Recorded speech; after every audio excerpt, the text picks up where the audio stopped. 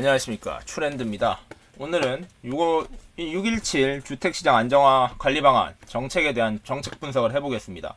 실수요자들의 매입을 많이 막은 것 같다 부분인데, 찌라시에 나왔던 것보다 훨씬 또 약했다. 지방이라든지 경기도 인근에 최근에 투기 세력이 많이 몰렸던 지역을 중심으로 많은 규제를 했기 때문에 투기를 막겠다라는 게 정부의 의지가 보이는 부분이고요. 특히 법인에 대한 규제를 굉장히 강화했습니다. 법인을 통한 이제 주택 매입을 사실상 막은 정도로 규제를 강화했기 때문에 그 부분이 좀 눈에 띄고요. 또 하나 눈에 띄는 거는 재건축 시장에서 2년 실거주 요건을 넣었기 때문에 이제 사실상 재건축 투자를 막았다. 왜냐하면 재건축이 기본적으로 오래됐기 때문에 실거주가 굉장히 힘든데 거기다 2년 거주 요건을 넣었기 때문에 재건축 투자는 사실상 막았다라는 것입니다. 라고 정리를 할 수 있겠네요. 한번 동향평가부터 볼까요? 자, 시장평가를 한번 볼게요. 상승 추세 전환을 요번에 했죠. 주간 연속 하락했다가 최근에 상승 전환했습니다. 경기도의 경우에도 지금 소폭 상승이 둔화됐지만 계속 상승하고 있거든요. 규제지역, 비규제지역 살 것 없이 계속 상승세가 지금 이어지고 있는 게 경기도의 현황입니다. 대전, 청주는 사실 왜 규제를 하지 않냐라는 지적이 나올 정도로 계속 오르고 있던 지역입니다. 그리고 법인 거래가 늘어나고 있다라는 게 굉장히 현재 나오고 있는 최근 트렌드죠. 법인 매입 비율도 17년 1%에서 19년 3%로 굉장히 많이 늘었습니다. 그랬다는 거를 상황을 바라는 겁니다. 갭투자 비율도 나오네요. 갭투자도 올해 1월 57%에서 72%로 늘었다라는 평가입니다. 이런 평가들을 합쳤을 때 이제 규제가 필요하다라는 거고요. 개발 호재가 있는 강남권에서의 급상승, 재건축 상승이 굉장히 리스키하기 때문에 그거에 대한 규제도 필요하다라는 게 포인트입니다. 자, 1번입니다. 투기 수요 유입을 차단하겠다. 이번 규제의 가장 첫 번째로 나오는 건 조정지역 대상 및 투기 과열지구 지정입니다. 예상됐던 부분이고요.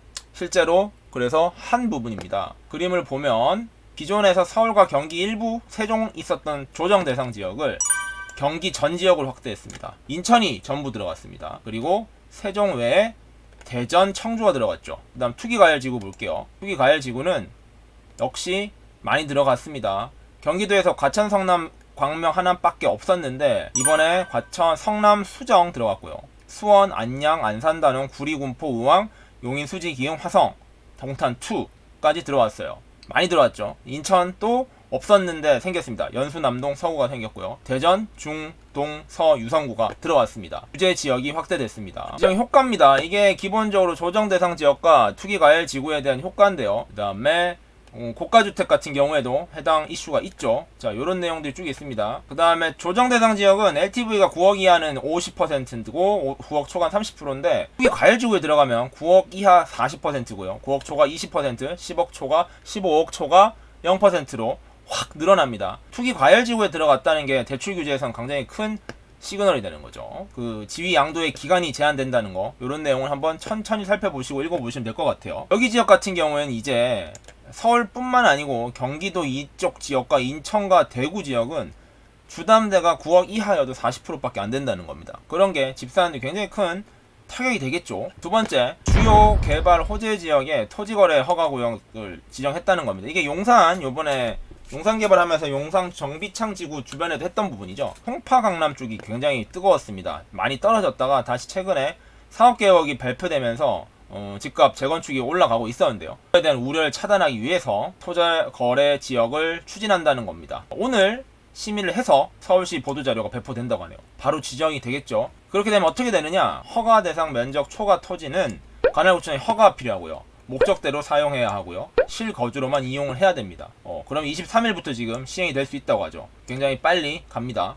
세 번째, 투기 수요에 대한 조사 체계를 강화한다고 해요. 향후 계획은 상시 조사를 더 강화하고 대출이나 이제 편법 증여 같은 부분을 더 강화해서 과태료를 부과하고 금융위 국세청에 통보를 한다고 해요. 특히 이제 강남 지역의 개발 쪽은 투자를 조심해야 된다는 겁니다. 자금 조달 계획서 제출 대상을 확대시켰습니다. 이게 또 제가 지금 나온 것 중에 오늘 나온 것 중에 가장 눈여겨봐야 되는 부분인데, 기존에는 자금 조달 계획서 제출 대상이 투기 과열지구 조정 대상 내역의 3억 원 이상 주택이었거든요. 근데 이번 개선안을 보시면은 거래 가액과 무관하게 자금 조달 계획서를 제출토록 했습니다.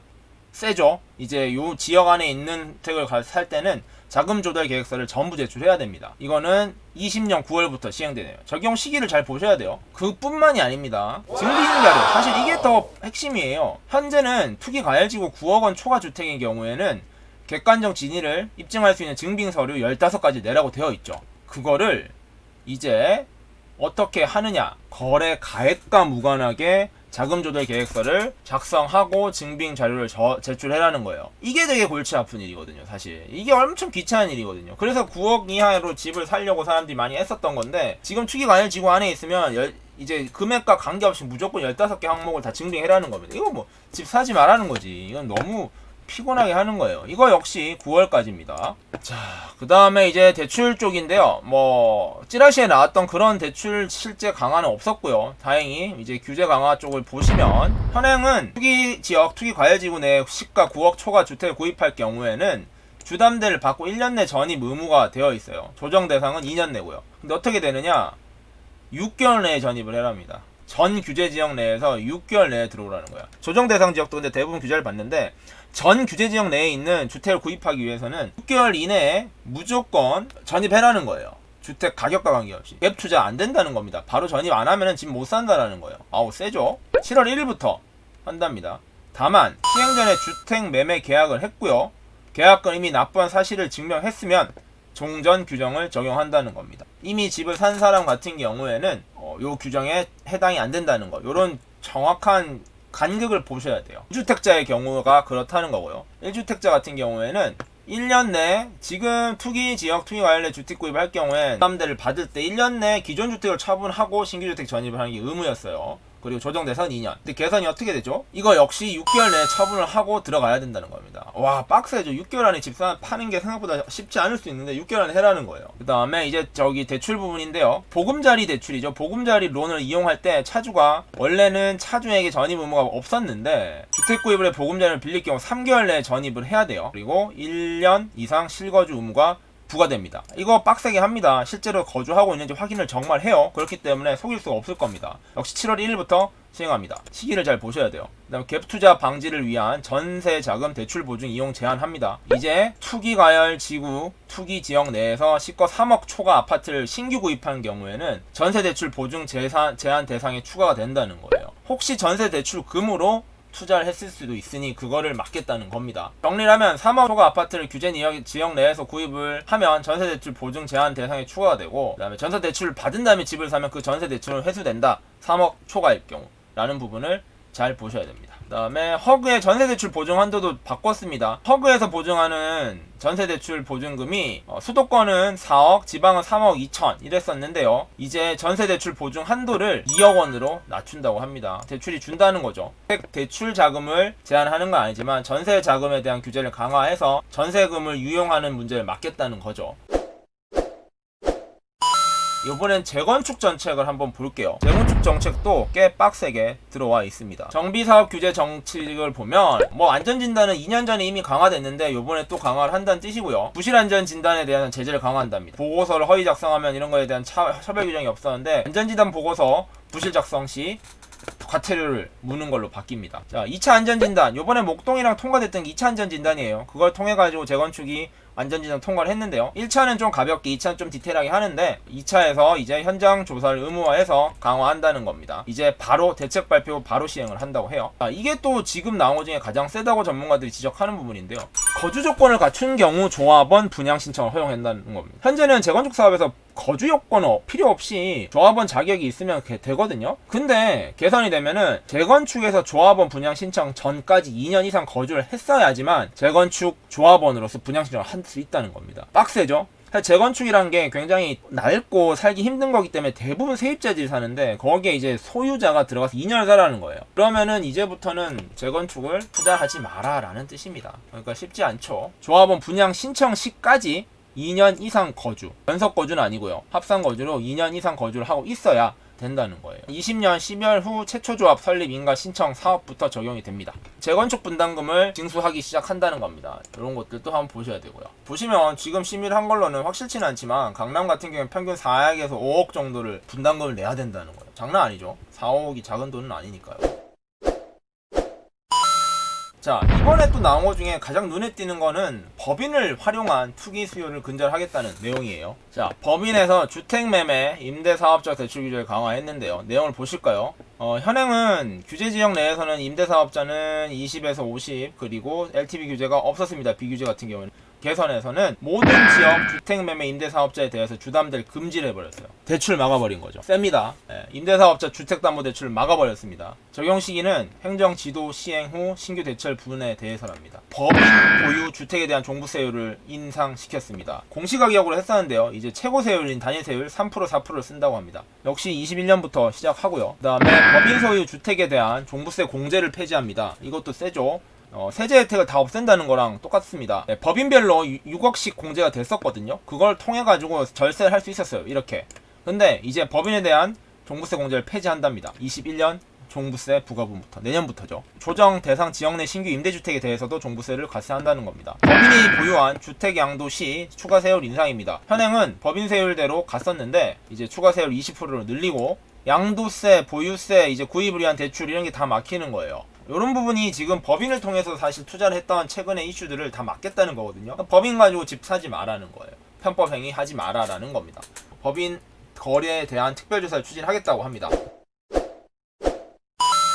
추진 일정을 보면은 시기를 봐야 됩니다. 투기과열지구 지정하는 건 바로 오늘부터 시작됐습니다. 허가구역 지정 23일부터 시작됩니다. 자금조달계획서 제출 대상이 확대됩니다. 언제부터요? 9월부터요. 그러니까 이런 것들이 사실 실무적으로 굉장히 까다로운 부분이거든요. 그렇기 때문에 혹시 9월 전에 집을 살려는 사람들이 몰리지 않을까라는 걱정이 좀 되네요. 주담대 및 대출, 전세 대출에 대한 규제 강화고요. 이것은 거의 바로 시행이 됩니다. 뭐 전세를 이용한 갭 투자를 막겠다는 취지가 보이는 부분입니다. 그 다음에 안전진단에 대한 부분은 올해 말부터 해요. 그렇기 때문에 당장은 아니지만 내년 추진에 좀 문제가 있겠죠. 조합원 분양 신청 허용 부분은 잘 보셔야 돼요. 20년 12월부터니까 요거 전에 또 움직임이 있지 않을까라는 생각도 듭니다. 자, 법인이 사실 제일 센데 7월 1일부터 이제 대출 규제는 바로 시행되고요. 내년부터 이제 종부세 과산이라든지 이런 부분은 다 내년도에 있을 일입니다. 법인 조사는 하여튼 잘 보셔야 됩니다. 후속 조치 쭉 가고요. 이상입니다. Q&A 잠깐 볼까요? 규제지역 전매 강화되는 게 8월부터거든요. 요번에 들어오잖아요. 투기과열지구랑 조정대상 지역이 요번에 들어온 지역 같은 경우에 바로 강화된 전매 제한 규정이 적용된답니다. 9월 19일 이후에 그 지역 내에 있는 분양권을 취득하면은 이제 소유권 이전 등기 시까지 전매 불가하다는 거예요. 2년 거주 요건의 적용 대상은 어떤 사업부터이며 조건을 충족하지 못하면 어떻게 되냐는 건데, 자, 이미 조합원 지위를 취득한 것 같은 경우에는 괜찮다고 해요. 조합 설립 인가를 받을 때 그때 기준이기 때문에 아직은 아니고요. 지금 받은 사람은 오케이고요. 어떻게 2년이냐? 분양 공고일 현재 소유하고 있는 건축물에 대해서 2년 이상 거주를 해야 돼요. 연속해서 2년일 필요는 없고 가산 포함, 기간 포함입니다. 자, 아까 6개월 얘기 나왔죠. 6개월 내 전입, 6개월 내에 들어가야 된다는 건데 6개월 산정 시점은 주택담보대출 실행일을 기준 6개월입니다. 요걸 잘 보셔야겠네요. 중도금 이주비 대출의 경우에는 신규 주택 소유권 이전 등기일로부터 6개월이라고 하고요. 아까 말했던 계약을 했을 경우에 제외가 된다 했는데 가계약은 안 된다는 거, 요것도 보셔야 됩니다. 이상입니다. 뭐 총평을 하자면은 첫 번째는 그래도 이 규제 지역을 확대했다는 거, 투기에 대한 이제 수요를 막겠다는 의지가 확실히 보인 부분이고요. 두 번째는 법인에 대한 규제를 굉장히 강화했기 때문에 법인 투자가 거의 막힌다는 거. 세 번째는 재건축에서 2년 실거주를 넣음으로써 재건축 투자를 막았다는 거. 그러니까 실제로 수요 쪽을 많이 막았다는 건데, 기본적으로 타깃 자체는 경기도 인근이나 최근에 과열되고 있는 지방들에 대한 것이라고 보입니다. 반대로 전문가 어떤 분들은 이제 서울에 투자가 몰릴 수 있다라고 해요. 왜냐하면 어차피 실수요 투자가 이어지고 있는 건 현재 분위기고, 이 상황에서 경기도 쪽에 투자가 막히면은 그냥 서울에 어떻게든 돈을 좀 얹어서 어떻게든 구해서 서울로 투자하지 않을까라는 게 보인다고 합니다. 그럼 다음에 또 뵙겠습니다. 이상 마치겠습니다.